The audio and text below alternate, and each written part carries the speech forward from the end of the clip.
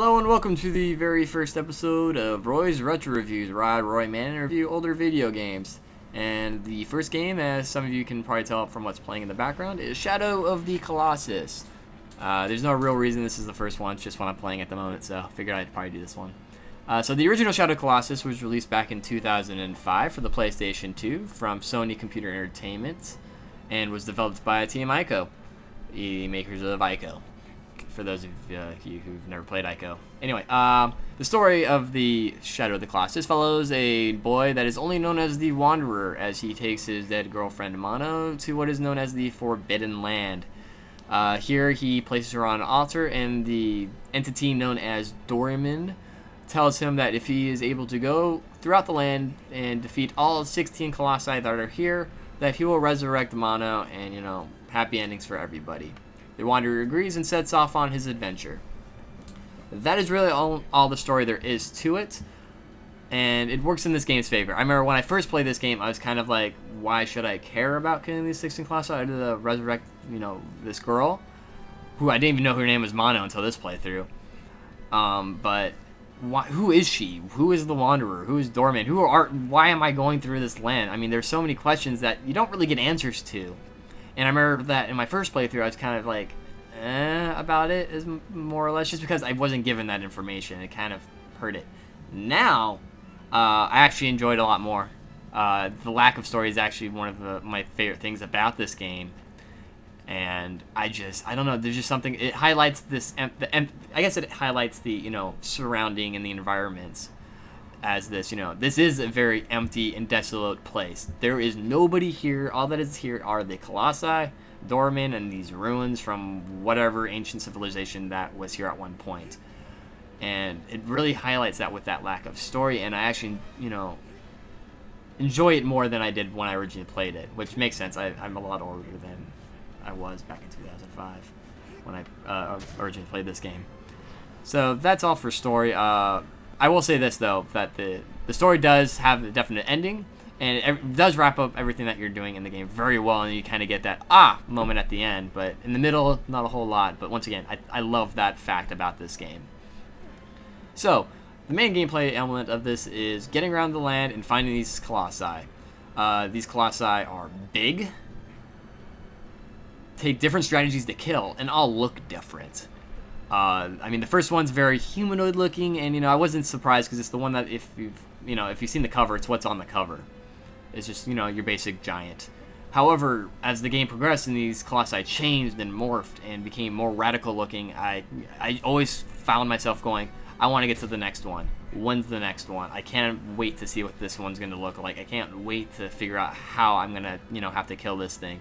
And I think that's why this game is so much fun, is it should have a very repetitive thing about it that would drive me nuts, you know, because I'm just going to point A, kill a giant. Go to point B, kill the next colossi. Go to point C, kill the next colossi.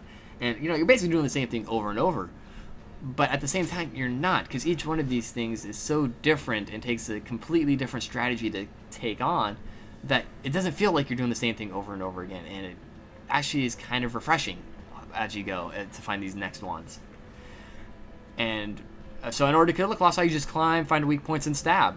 And that kills them. And like I said, they all take different strategies. My favorite one from my first playthrough, and I haven't got, you know, I haven't finished the game through this playthrough, so I don't want to say what my favorite is this one, but it probably still is this one, is there's this flying one that you have to figure out how to get onto and kill.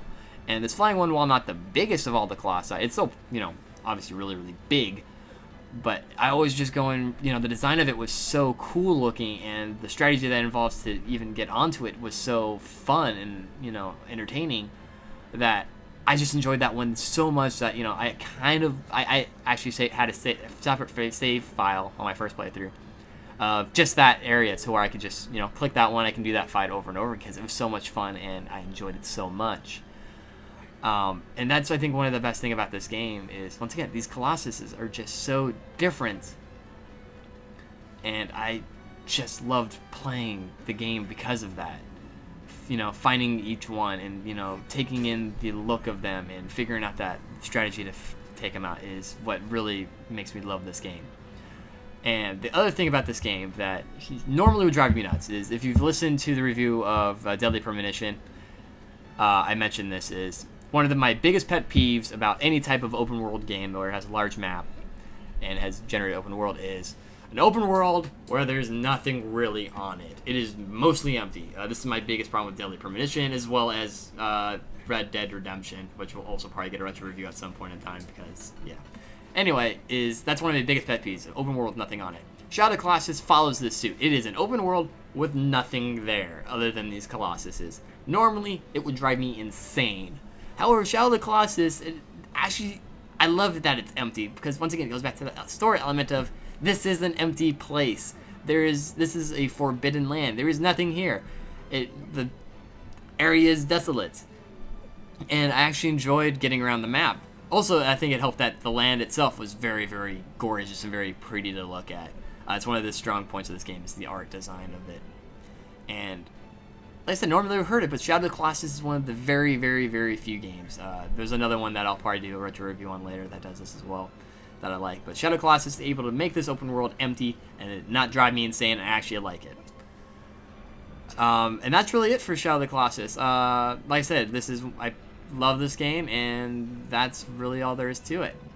So now I'm going to go into the actual rating system, other than saying I love it, of how the Roy's Retro Review rating system will be. So normally, if you've watched the Rule of 3 video reviews, we do a buy, rent, pass system. I'm not going to do that for this series because it makes really no sense. Instead, I'm using what I call the nostalgia factor. It has 4 levels of, I guess, ratings, and I'll go into them now. Classic means that, you know, I may have not liked the game in the beginning, or I did love the game in the beginning when I first played it, and now playing it again, I still love it. I still think it's one of the greatest games ever made, or, you know, I've somehow found a new take on it to really enjoy it a lot more than I did the first playthrough. And it's a classic that I think everybody should play at some point. It's just that good and deserves that classic title. Fond memories means, you know, I like the game on release. I still like it now, but, you know, if I were to play it today, I wouldn't be going, oh my god, play this game. It'd be more like, yeah, I remember that game. It was fun. That's really what fond memories are, you know. I personally have fond memories of the game. I remember it being better is exactly what it sounds like. I liked the game when it first came out, but now, playing it now, I'm going, why did I like this game? It's terrible. I remember it being better. And that's why that one's called that one. The last category and the lowest scoring is it's a pile of crap. The game was crap on release. It's still a pile of crap. I don't know. I just did a review because, you know, I feel like, you know, I should review this game. Really. That's all that is to it. I do have a couple of those that I have planned, just so you don't think that I just have this one there just so I can, you know, have a bottom of the pile reviews. There will be a couple that are pile of craps. Shadow of the Colossus, though, gets that classic title. This game is a game that should be played by everybody, no matter what. This is one of the all-time greats. If you have a PlayStation 3, I highly recommend picking up the Ico and Shadow of the Colossus HD collection. While I didn't do an Ico review, that will probably come down later down the line, most likely. But Shadow of the Colossus is worth it just on itself. So that's it for this review, this retro review. So, make sure to subscribe to our channel up above, Rule of 3. Make sure to like Rule of 3 on Facebook and follow us on Twitter. Check out our website, rule3.com, for some of our updates on what games we're reviewing, as well as links to everything and all that good stuff. For those of you who didn't listen to when I announced this show, these reviews are not good for any points into our giveaways on Rule of 3. These are just kind of fun videos that we're doing because there's been a little bit of requests for some retro reviews, so that's why we're doing it. But you can still leave comments below. Tell me whether you've played Shadow of the Colossus and you agree with me that it's one of the greatest games on the PlayStation 2. Whether you disagree with me and you think it's crap, or, you know, post some of your fond memories of Shadow of the Colossus if you played it, or whatever. All that is always good to listen to, and, you know, I will post back as much as I can on these ones as quickly as possible now that I have a lot more free time now that I'm done with my vacationing. So that's it. Thanks for listening, and always remember to trust in the Rule of 3. There will be a new tagline hopefully soon for this show specifically, but until then, I'm using that one. So take it easy, everybody.